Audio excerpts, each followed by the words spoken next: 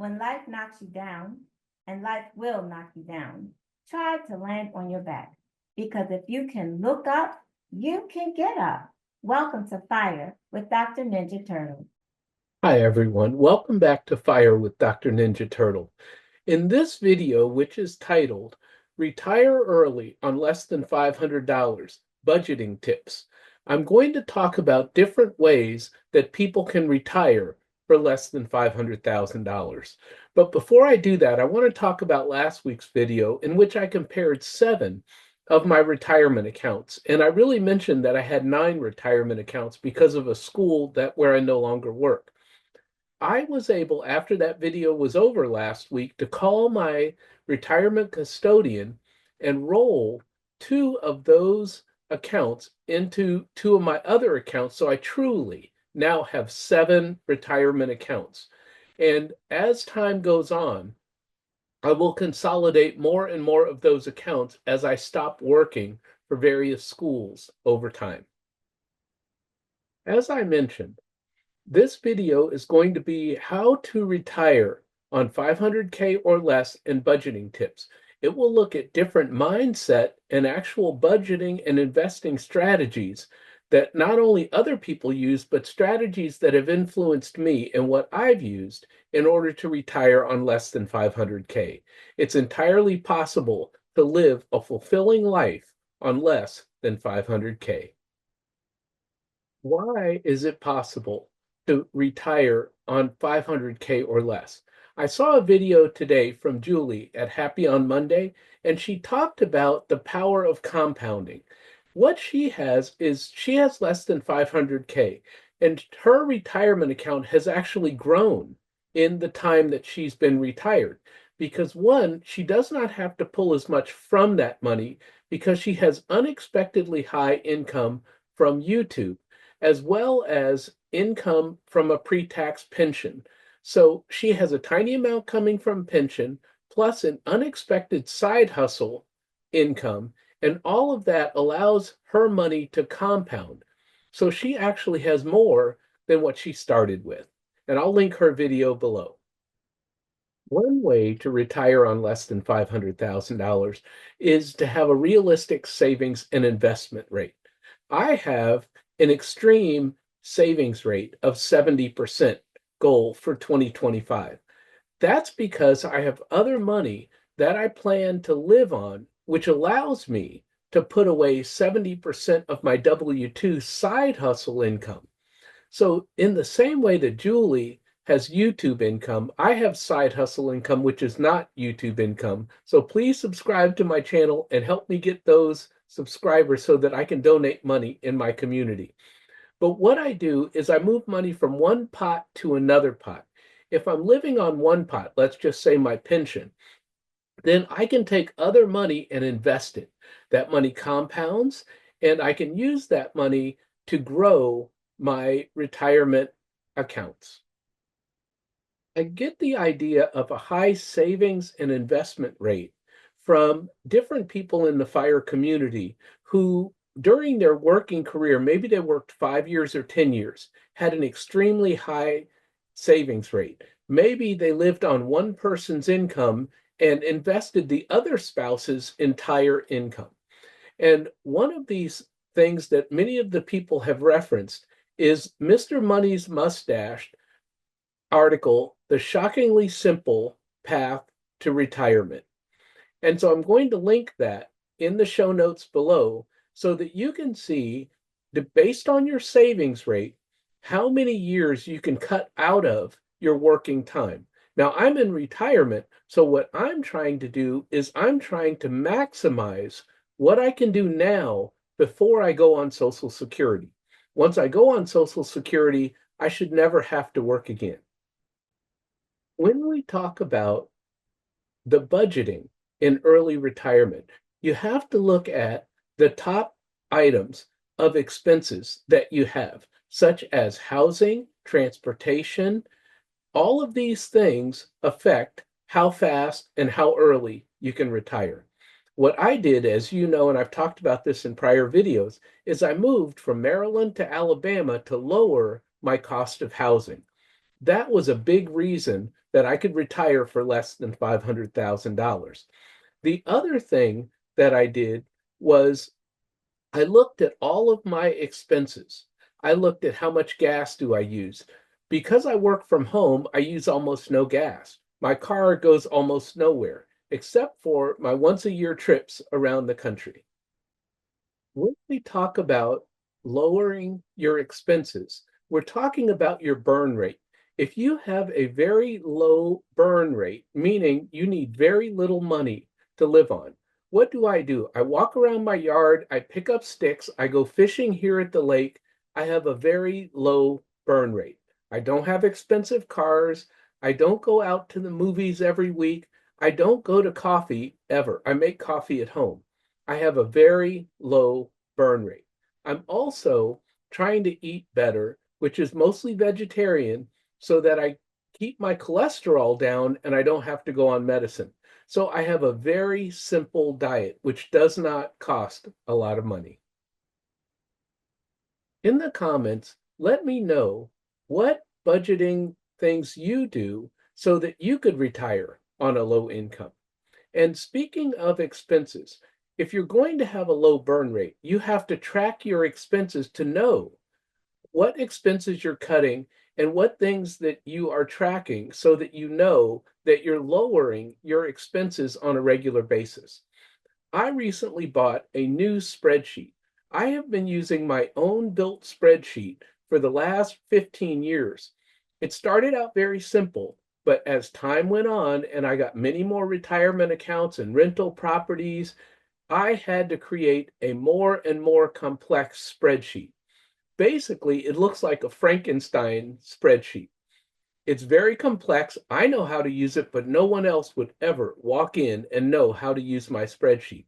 Also, it takes me some time every month to change the formulas for the new month.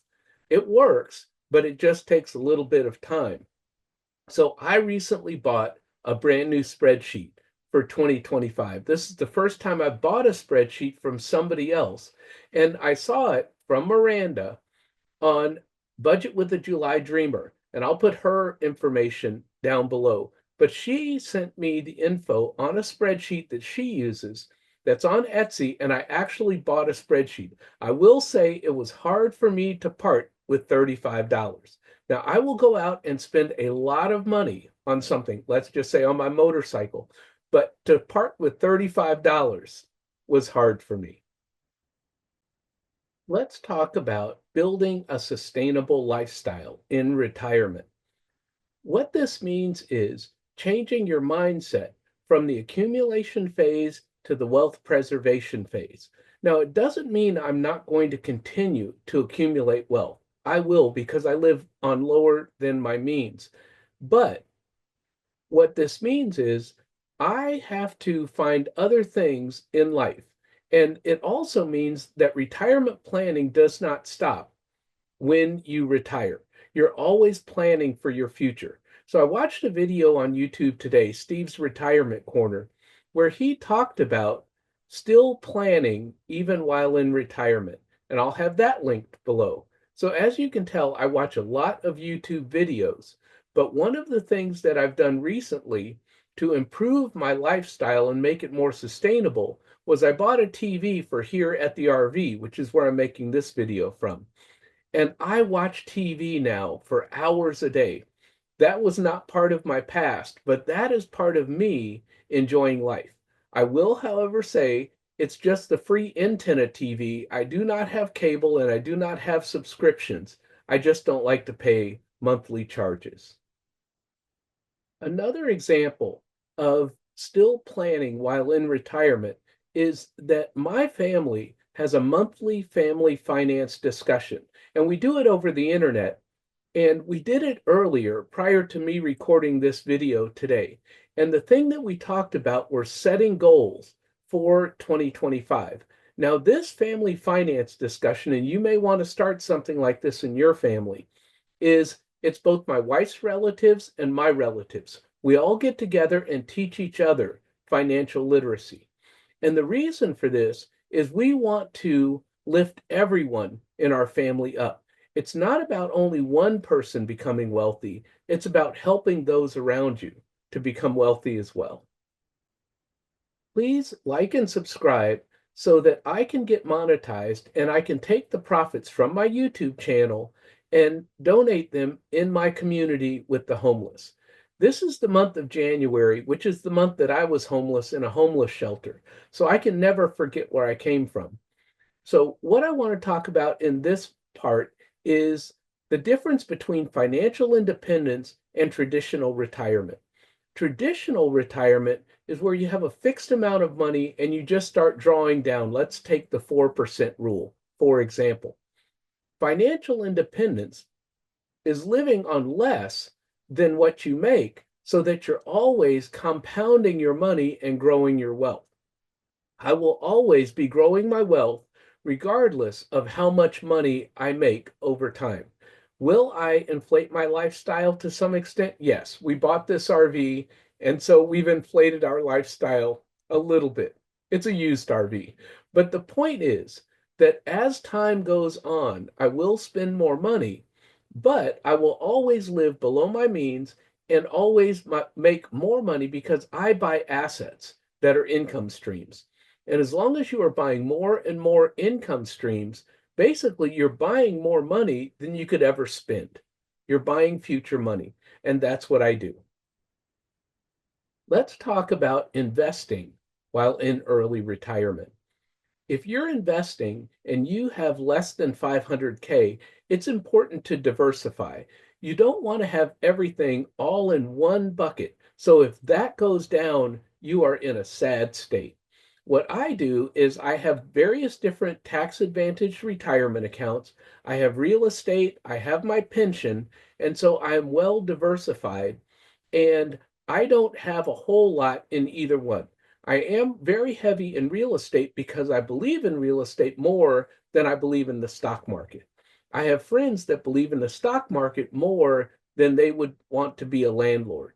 I also have other friends who have financial planners because they know that a financial planner can manage their money better than they can.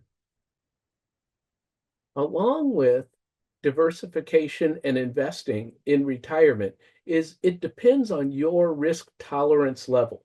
If you are risk averse, you would want to invest in things that are safer. I can invest in things that are a bit riskier because I have my pension to fall back on.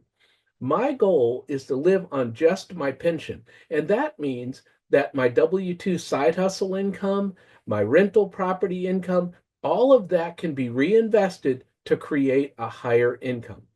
Also, there are people who live on their YouTube income.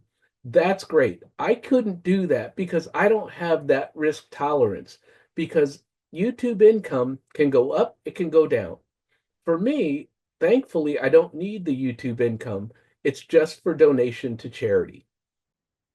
Let's talk about the mental aspect of retiring early on less than 500K. It's not about how much money you have, it is about having the right mindset.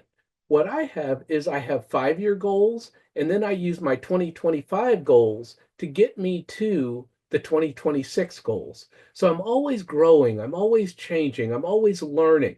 So this isn't about being sedentary and saying, well, I've retired, what else in life is there? There are always more things to do in retirement. Don't retire from something, retire to something. Some people talk about the psychological challenges of retiring early, such as what do you do with your time and finding purpose? I don't have that issue because my passion is community service. I love volunteering in my community at homeless shelters and serving food to the homeless. And I also ride my motorcycle in charity motorcycle rides. So I love raising money for charity. It doesn't cost much, but it is something I love to do. In closing this beginning of the year video, there are a ton of YouTube videos talking about having a no spend year, a low spend year, not having a no spend year, not having a low spend year. If you just do what works for you, you will have a great 2025. And I want to give you this quote to end the video, which is based somewhat on Atomic Habits, if you've read that book. And what it says is ultimately, the things that you do each and every day will yield results. Never let your past determine your future.